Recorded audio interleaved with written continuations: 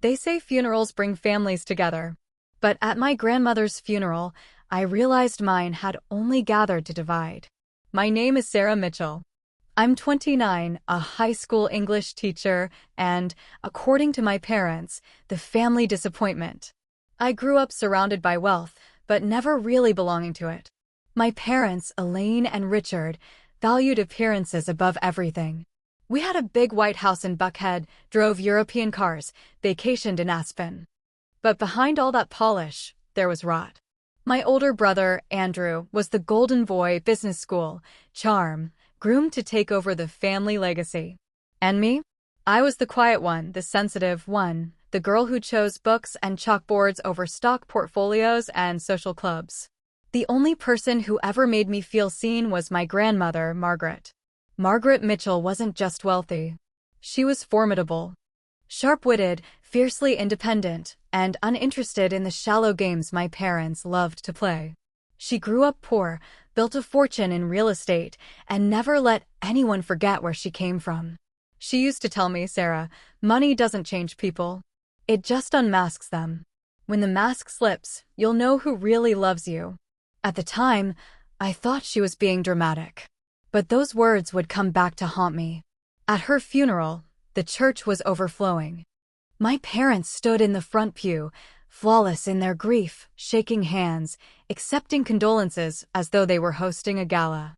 Andrew gave a eulogy filled with stock phrases about family values and Margaret's legacy. I sat quietly in the back, my hands clenched in my lap. No one noticed when tears slipped down my face. Because for me, Margaret wasn't a legacy. She was the only person who ever told me I was enough. The one who baked cookies with me when my mom was too busy at charity luncheons, who came to my high school play when my dad couldn't take off work. She was more mother than grandmother, more family than anyone else in that room. And now she was gone. After the funeral, we gathered at my parents' home. The air buzzed with whispers about the will. Everyone knew Margaret had been wealthy. Real estate holdings, investments, jewelry. The Mitchell fortune was the kind of thing that started fights before the casket was even lowered. I didn't care about the money. What I wanted was some piece of her, a letter, a memento, something to hold on to when the nights felt too quiet. But as the lawyer began reading, something felt off. The will left generous donations to charities, a few bequests to distant relatives. Then came the big reveal, the estate. The bulk of Margaret's fortune went to Andrew. Andrew, who barely visited her. Andrew, who once rolled his eyes when she told a story about her childhood. Andrew, who bragged more about her money than her character. My parents received smaller portions, real estate holdings, stocks. Enough to keep them comfortable forever. And me? Nothing. Not a single mention. Not a keepsake, not a necklace, not even the tea set we used when I was little. It was as though I didn't exist. I sat frozen as the words washed over me. My heart pounded in my ears. It didn't make sense. Margaret adored me. She always said I was her bright girl, the one who'd keep the family grounded. She once promised, one day, Sarah, when I'm gone, you'll see just how much I believed in you. And now? Nothing? Tears burned my eyes, but I blinked them back. Across the table, Andrew smirked. My mother's lips curled in satisfaction, like everything had fallen neatly into place. That was the moment I knew. Something was wrong. This wasn't my grandmother's voice. This wasn't her heart on paper. This was someone else's handwriting, someone else's scheme. And as I sat there in silence, surrounded by my so-called family celebrating their windfall, I made myself a promise. I wasn't going to let them bury me along with her. If they thought they could erase me from Margaret's legacy, they had no idea who they were dealing with. Backhand index pointing right. Have you ever felt like your own family saw you as less than, or treated you like you didn't belong? Tell me in the comments. I know I'm not the only one who's been there. Fire, and don't forget, subscribe to the Betrayal Diaries for more stories of shocking betrayals, family secrets, and revenge that proves karma never forgets. I barely remember the drive home from the will reading. My hands clutched the steering wheel, my vision blurred with disbelief. The words echoed in my head, nothing for Sarah Mitchell. It wasn't the money. It was the erasure. As though my grandmother hadn't loved me. As though all those afternoons baking, All the letters she wrote me in college, all her whispered encouragements meant nothing. I sat in my apartment that night staring at the framed photo on my desk, me and Grandma Margaret on my graduation day. She was beaming, her arm wrapped around me like she was proud enough for both of us. I could still hear her voice. "You'll always be my bright girl, Sarah." And yet, in that will, it was like I'd never existed. No, something was wrong.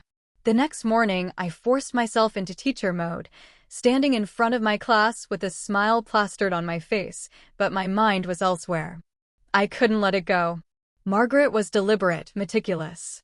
She planned everything, down to labeling her recipe cards.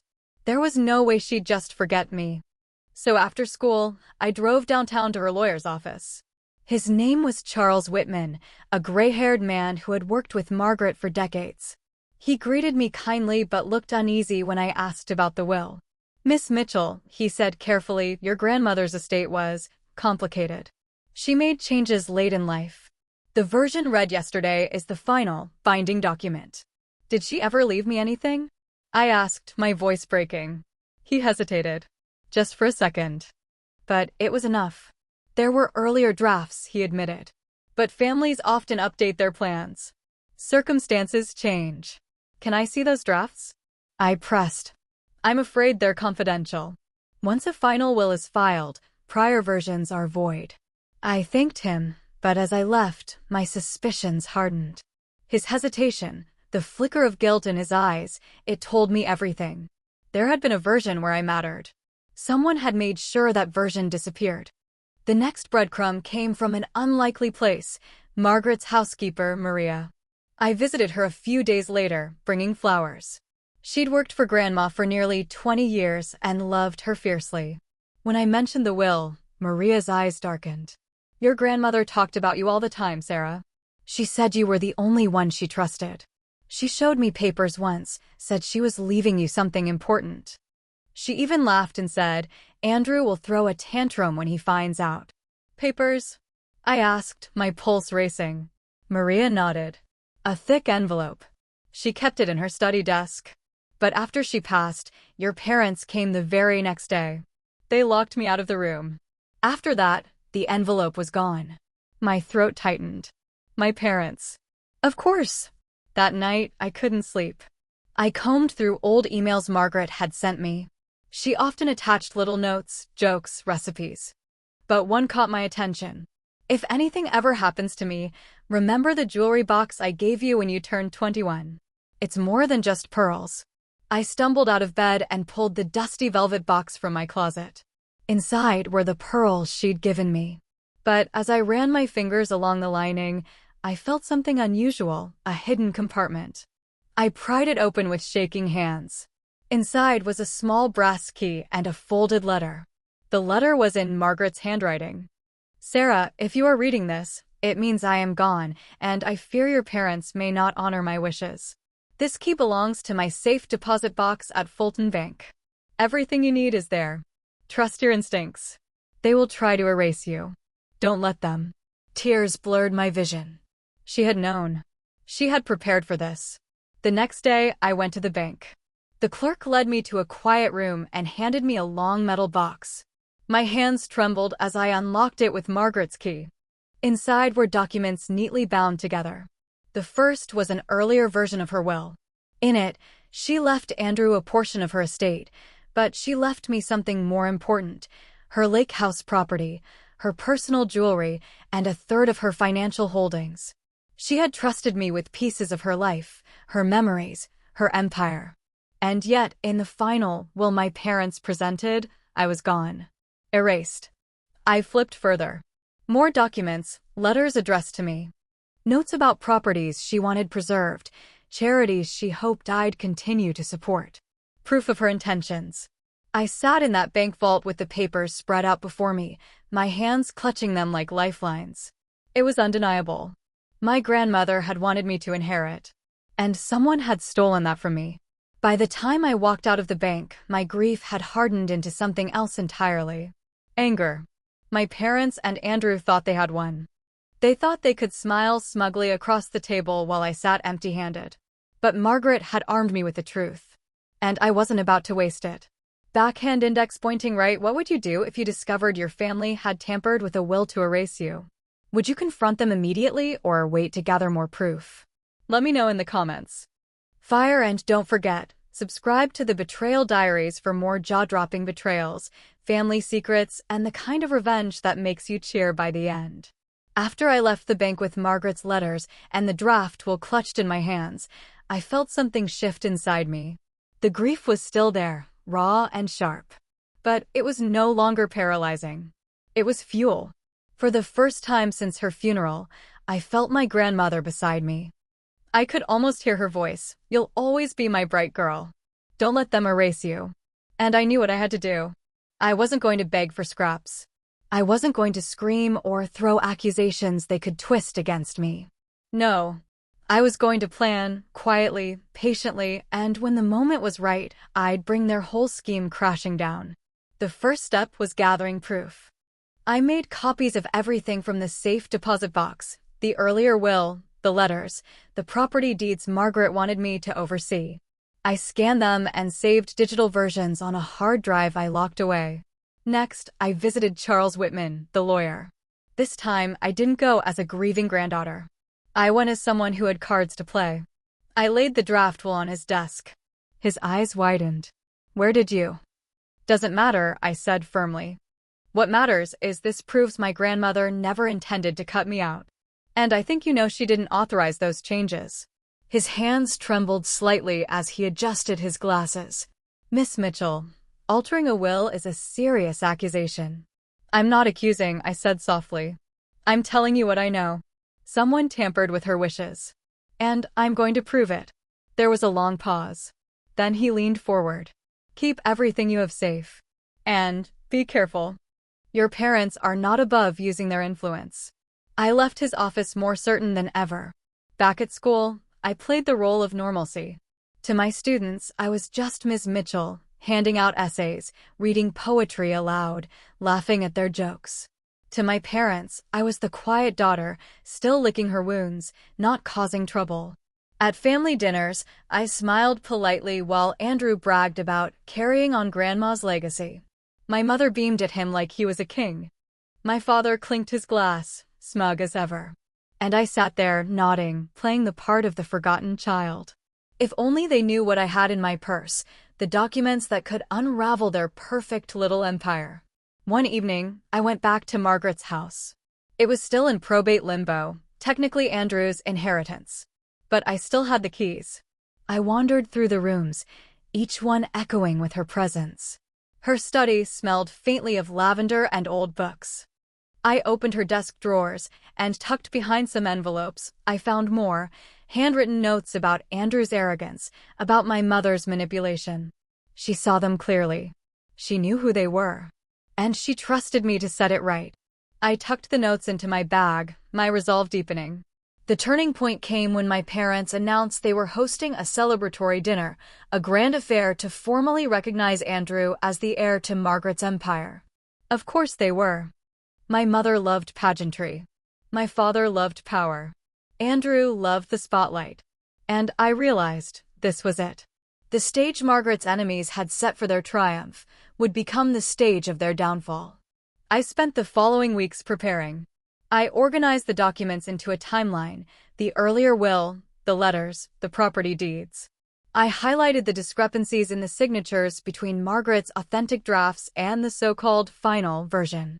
I even hired a handwriting expert who confirmed my suspicion. The signature on the final will wasn't Margaret's. It was a forgery. Piece by piece, the puzzle came together. By the time the dinner invitation arrived in my mailbox, sealed in thick ivory paper, I was ready. I RSVP'd yes. With pleasure. The night of the dinner, I stood in front of the mirror, fastening Margaret's pearls around my neck, the ones she'd hidden in that jewelry box with the secret compartment. A reminder that she was with me, that she'd armed me with the tools to fight. As I applied lipstick, I pictured their faces when I revealed the truth. The shock. The whispers. The collapse of their carefully curated image. I almost smiled. Because my grandmother was right. Money doesn't change people. It unmasks them. And soon, the masks would come off. Backhand index pointing right. What would you do in Sarah's place? Strike immediately with the evidence, or wait for the perfect stage like the family's dinner? Drop your answer in the comments. Fire, and don't forget to subscribe to the Betrayal Diaries for more shocking betrayals, family drama, and revenge stories where karma always wins. The night of the celebration felt almost theatrical. My parents had rented the ballroom of the Whitmore Country Club, a place drenched in velvet and chandeliers, where the city's elite came to preen and gossip. Tables glittered with crystal glassware, floral arrangements taller than some of the guests, and waiters moved like shadows, refilling champagne flutes before they were half empty. It wasn't a dinner. It was a coronation. Andrew's coronation. My mother glided through the room in a silver gown, her arm looped through my father's as if they were royalty. Andrew stood near the stage, laughing loudly, shaking hands with investors, colleagues, even the mayor. He wore his arrogance like a crown. And me? I walked in quietly, wearing black. Not mourning, but power. Around my neck gleamed Margaret's pearls, the ones she had hidden for me, the ones that told me I belonged here no matter how hard they tried to erase me. When Andrew spotted me, his grin faltered. "Oh, Sarah, you came," he said, his tone surprised, almost mocking. I smiled politely. "Wouldn't miss it." My mother leaned in with a brittle smile. "I wasn't sure you'd feel comfortable at such a grand event, dear. But it's nice you're here to support your brother." Her words dripped condescension, like honey laced with poison. I nodded, my expression unreadable. "Of course. Tonight is important." She had no idea just how important. Dinner passed in a blur. Speeches, applause, endless toasts to Andrew's future.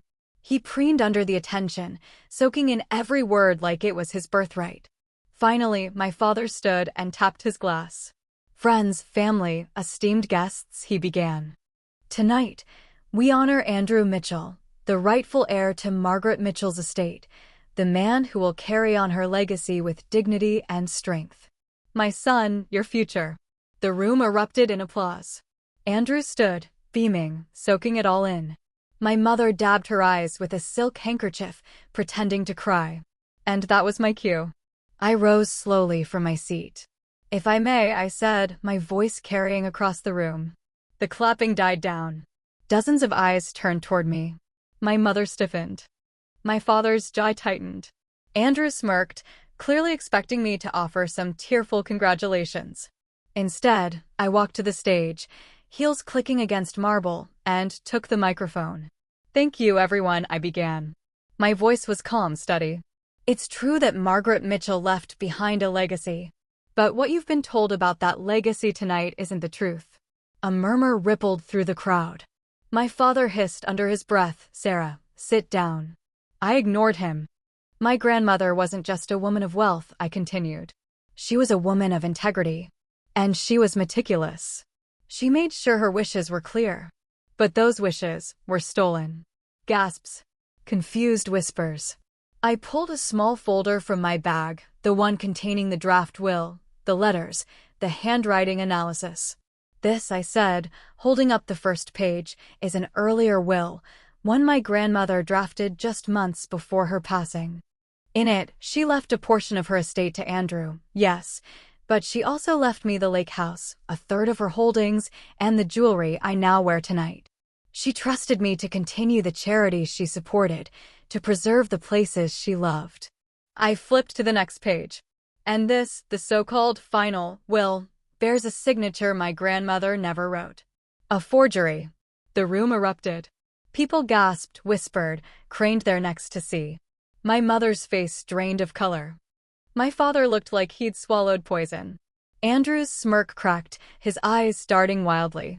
"And here," I said, holding up a handwritten note, "is my grandmother's own warning. She feared her wishes would be erased.